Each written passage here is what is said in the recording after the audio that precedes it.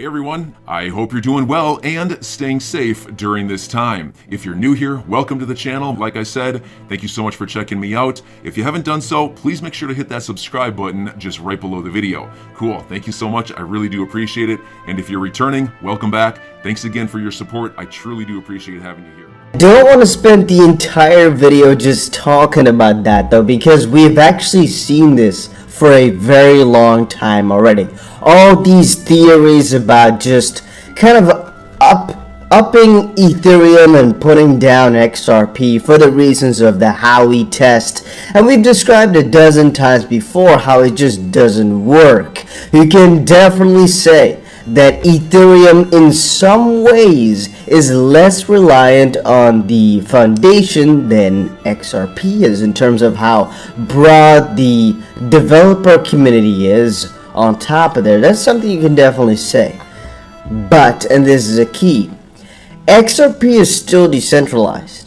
XRP never had a crowd fund, never had a sale in the way that ETH had it. And so if you go down the rabbit hole, you're going to find a lot of negative points with Ethereum as well that they failed to bring up, or that they never, whoever did you see say, you know what, ETH is actually a security, or at least it was security, now it isn't anymore, and never do it like that. They're only saying, no, ETH is fine. XRP, however, it's like you just want to fault the blame somewhere else because you're too afraid to accept the consequences of whatever you've done. That's really what it feels like, to be honest with you. However, let's look at a couple of interesting things. So, this is something I asked you guys over on Twitter today, and I want to also kind of ask it here over on YouTube. If you are an XRP holder, make sure you press that like button. Let's get this video to 1,000 likes because I want to kind of check out if we can do that. Not sure, but why not try, you know? Why not? And I want to know, do you guys believe that the XRP price could go to $10,000 per coin? I've described a couple of times before why I think it could or why I think it could never. Same thing for the $35,000 thing. I honestly think the only way in which it could happen is kind of like we're seeing with the Russian ruble right now, where it just completely devalues. The money just becomes pretty much worthless, or at least a fraction of what it is worth today. And so in terms of purchasing power, it might not be that crazy, but it will just be, for example, that $100, it has the same purchasing power as then $10,000 basically. If that were to be the case, I think it would be definitely feasible. But if we're talking about purchasing power of $10,000 today per one token, I think it's rather a small chance because I'm not exactly sure what would necessitate for it to be there. Hypothetically speaking, if it were to become the world's reserve currency or whatnot, even then, this buyback of $35,000 I told you guys is biased, it's fake, it's not something you should hold your hopes on to. And is this something you should basically want to get to? Well, why would you? At the end of the day, guys, it's all about how much is an XRP worth in terms of purchasing power, and if we go to 10,000, I don't think it's really measurable, because the system will be really different for that to happen. Again, just my thoughts though, right? So if we're talking about a world where XRP is one of the main currencies, that, to be honest with you, the dollar valuation I don't think matters too much, as the main center of it all will be some cryptocurrency that's most likely not yet built. And this is a key.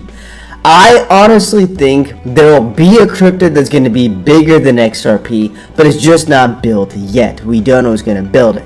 Why am I saying that? Well, because every single year there's a new big cryptocurrency popping up, and at the end of the day, we keep seeing them develop at crazy speeds, where the old ones, they're just too outdated to basically keep up with the newer systems. It's like saying Google is going to be around forever. No, most likely not. Most likely, and that's what I'm thinking, a Web3 sort of company will actually take over if Google doesn't adapt quickly enough. And that's the problem with these old-fashioned or legacy systems or companies.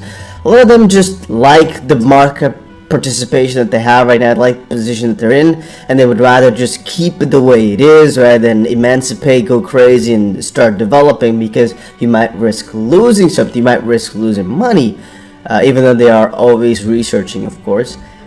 But a lot of these newer companies don't have that same risk profile because they don't have that much to lose, and so they have way more to gain, which is also why we make a lot of these other bets basically on these cheaper altcoins, because they have really a lot more potential to pop off rather than some of the coins which are already established. But XRP is kind of like a counter example of that, because I honestly believe out of 2022, XRP is the best altcoin to buy. And that I'm saying with my full, just like that, I am saying it to the core of my being, that I think XRP is the best currency in 2022, which is largely based upon the lawsuit though. But so if we're talking about 10K, I think it's feasible, it's possible, but the system will be so significantly different. And so in terms of the way it's going now, I don't think it could be valued in 10,000 US dollars the way we know it now. But that is because I just don't understand why it would ever get there. It's the same thing as saying, in my opinion, Bitcoin is going to go to $1 billion a piece. Theoretically speaking, possible. I just don't really see any way in which, with the current valuation of that, it makes sense. However, maybe in a decade or two, everything's going to be different. Now, maybe the entire world will be different. It's definitely possible. So never say never, but there's nothing I can see that's going to make that happen as quickly as I would like it to be, you know?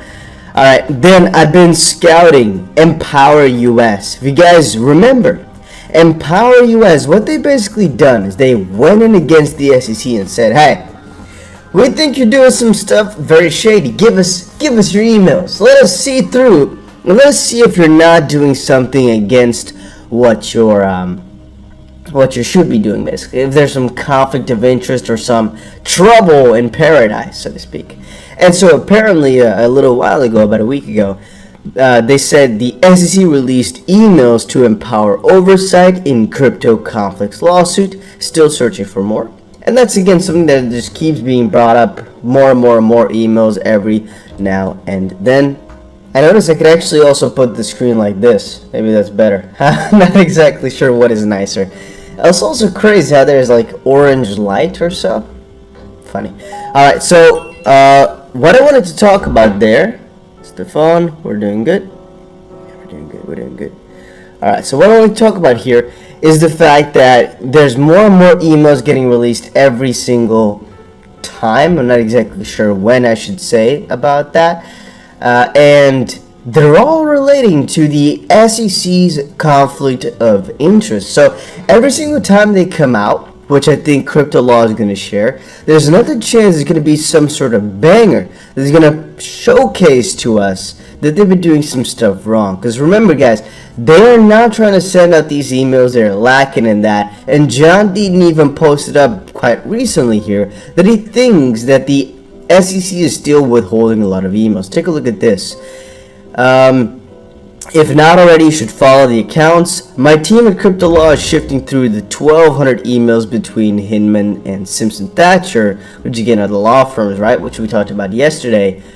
Hinman is the Director of Corporation Finance at the SEC. Simpson Thatcher is the law firm we talked about yesterday. And we're finding a few interesting things.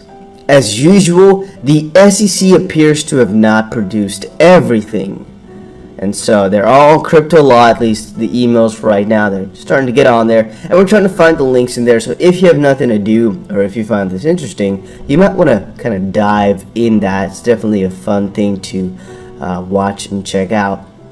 Then, whatever judge rules, the SEC is already dead. Lawyer predicts Ripple lawsuit outcome. This is also something I shared with y'all yesterday, but you gotta remember, I honestly think, and this is not financial or legal advice, that Ripple has won, period. You know, I don't see any way in which the SEC can recoup and get the victory out of this. I should say quickly, I do think there's a chance that the SEC will come out as a victor, theoretically speaking, meaning Ripple has to pay a settlement. They've lost the lawsuit, but XRP turns out to be a non-security. I can't fathom any scenario in which that wouldn't be the case. And now, I'm starting to see more articles that talk about, for example, this. SEC lawsuit against Ripple could end in settlement by April of 2022. One of the reasons that this could happen, guys, and you gotta remember as well, is the fact that they already went for settlement discussion. And all they said right now is we want some judge to be in the middle and kind of mediate us through our settlement talk.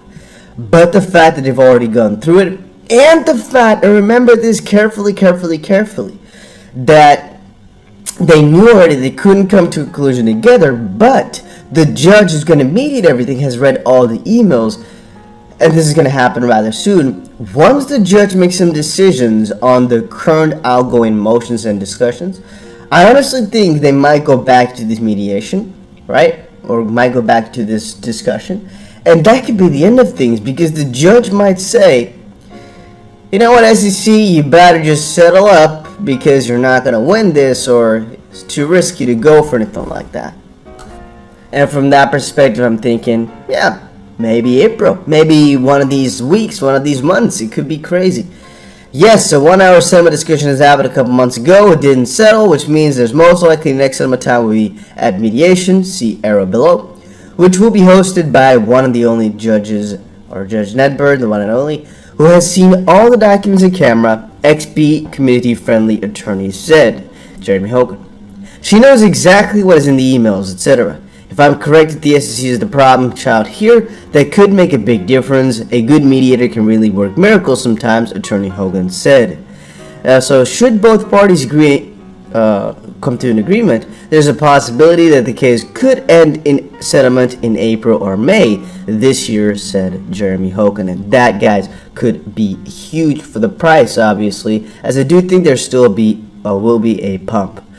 Right? And then a couple of parts were about the whole Ripple CEO Brad Garlinghouse, and I think I might actually have to make another separate video about it because I don't have enough time potentially in here to cover every single detail.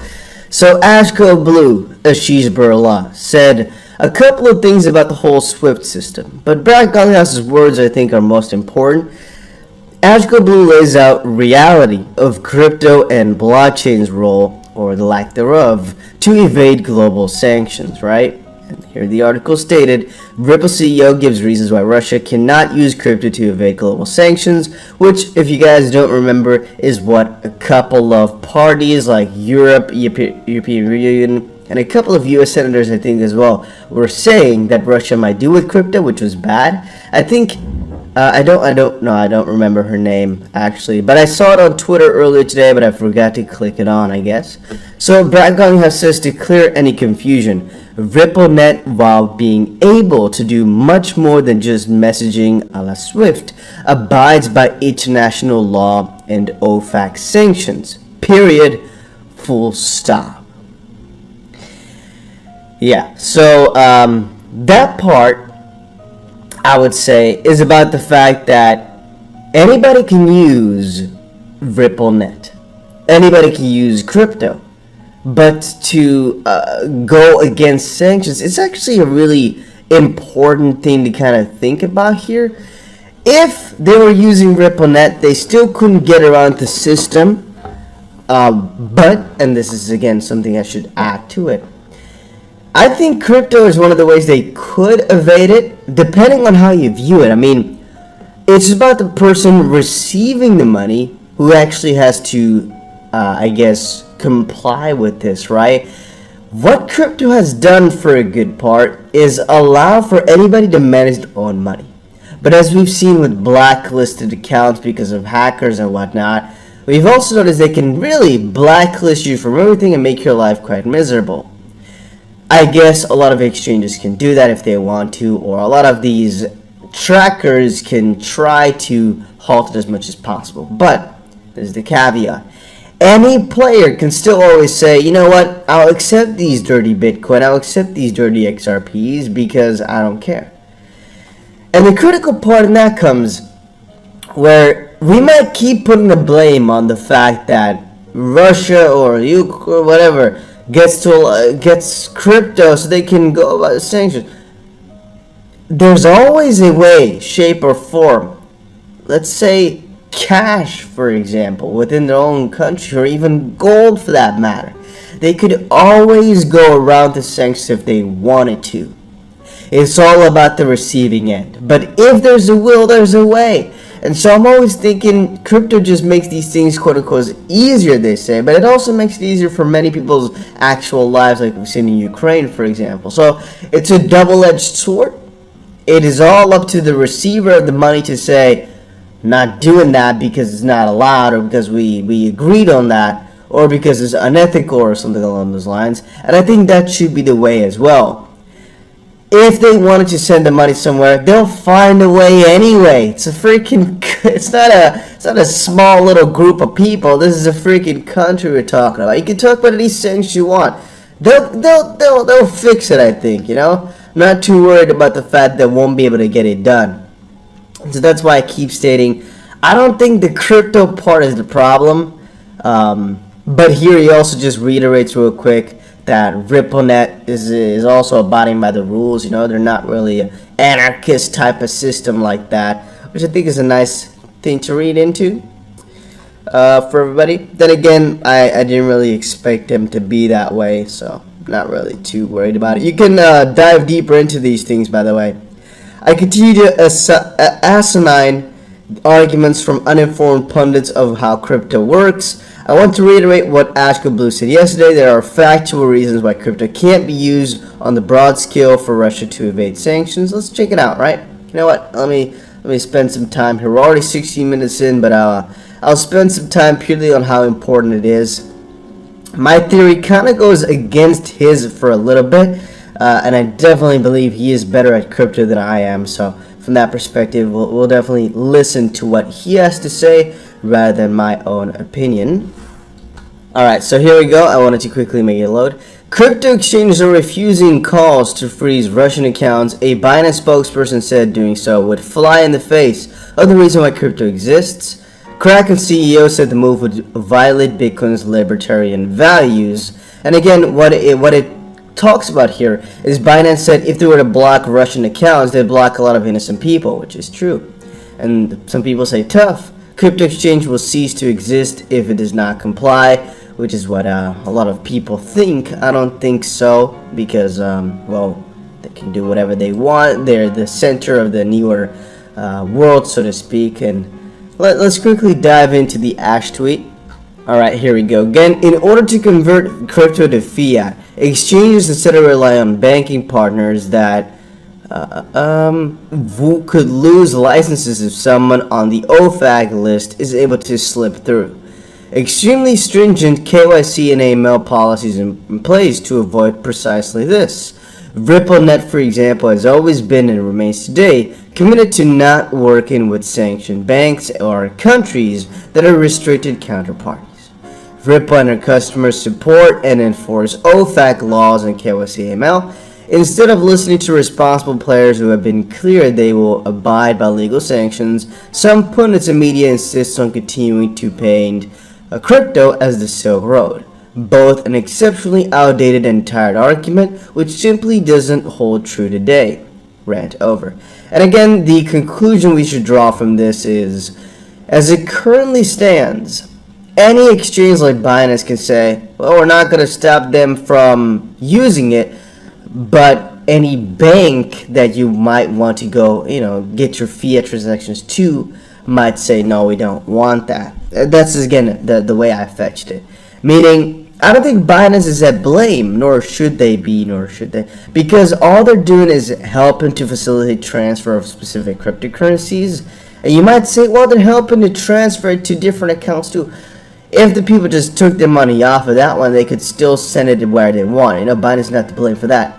It's only once you get to the fiat part that things are a little bit more strict and where the real rules apply. But again, maybe I'm interpreting Brad Garlinghouse's vision wrong. I just personally think crypto should always be able to be sent wherever the frick you want. It's not Silk Road in the sense that there's quite a lot of rules with onboarding and offboarding anyway. You know, there's a lot of rules in that. And I guess at the end of the day, I just don't really mind whatever is happening in that sense, because there's a really big line between, or I guess really, how do you call it, like an intertwined line between the freedom of things and the, I don't want to say safety, but the control, I guess. Maybe that's literal off way or way off. Freedom of everybody doing whatever the frick they want without rules, because that's what crypto is kind of for from some perspective, and the control of having a system, having a like an ecosystem where people can trust one another a little bit and actually do things, where if you're completely anarchy, a lot of things will never get done because you can't trust each other, and that's not what crypto was all about. It was just to replace some stuff. Having said that, interesting thread, interesting talk, interesting discussion. At the end of the day, I think these regulators are overdoing how heavy crypto is for evading all the sanctions, because at the end of the day, any person that wanted to accept crypto can still do that. Any bank, I guess, that really wants to go around the system. I'm your guy. I will keep you posted. I'm your advocate. I'll be back on a daily basis, usually multiple times per day, with these videos to keep you updated with everything going on. So I hope you enjoyed the video. If you haven't done so, make sure to hit that subscribe button. Feel free to share any of my videos with your friends, family, social media, or anybody who may care to listen. Thanks so much for your continued support. I'm always here for you. I want to help you through this time. So thank you so much for continuing to choose me. Enjoy your day, stay safe, and I'll catch you again probably in a couple hours. Thanks, everybody. See you later.